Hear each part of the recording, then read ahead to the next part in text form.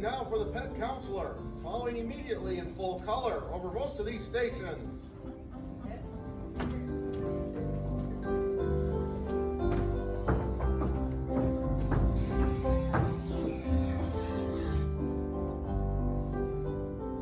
Ladies and gentlemen of my television audience, it will greatly aid in my diagnosis if each owner of a disturbed pet will send me, along with his letter, a sketch of the pet and its predicament.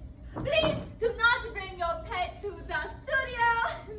You will be glad to know that the engineer who was bitten by a high-strung platypus is now fully recovered. How many lectures do we have today, Miss Whittaker? There are 6, Doctor. The first one comes from Joe Wright. We have a fish with ears and wonder if it is valuable. I find no trace in these standard fish books of any fish with protruding ears. To discuss this creature further, I should have to see it. I hope that you see it. They may be very hysterical ears, in which case they will go away if you can get the fish's mind on something else. Emma R. My husband's seal from the jungle, although we've tried everything. Most seals will not chuggle. I have never known a seal that chuggled. Seals balance things and sometimes toss small objects, such as the ball in your sketch, from one to another. This last will be difficult if your husband has but one seal. I try him in plain balancing, beginning with a billiard cue or something. It may be, of course, that he is a non-balancing seal. Mrs. Fanny Edwards Jennings. Mr. Jennings bought this beast when it was a pup in Montreal for St. Bernard, but I don't think that it is. It's grown enormously and stubborn about letting you have anything, like the bath cow that has its paws on, or the hat, both of which belong to Mr. Jennings. Mr. Jennings wanted that bowling ball to play with, but it doesn't seem to like it. Mr. Jennings is greatly attached to the creature.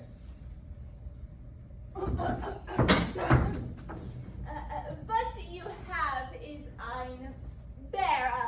But it isn't my bear. I should recommend that you dispose of it, as these creatures get older and more adamant about letting you have anything until finally there is nothing in the house you can call your own, except possibly the bowling ball. Zoos use bears. Mr. Jennings could visit it. Mr. Bullock? Mullet? Mullet! My wife found this owl in the attic among a lot of ornament clocks and old crystal chandeliers. We can't tell whether it's stuffed or only dead.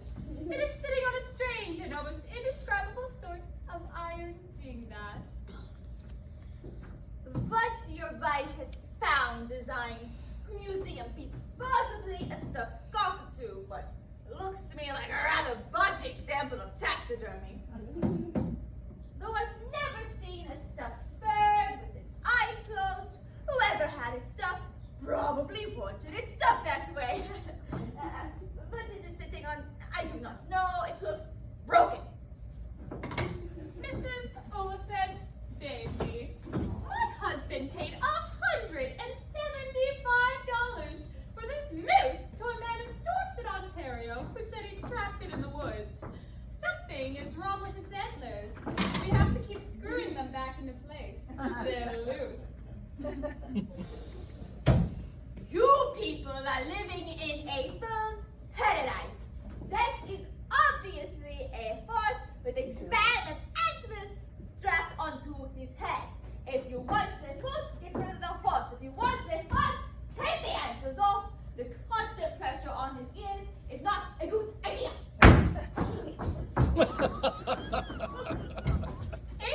HLF. Our ghoul could not get his head up and come with this. It backs into things. But you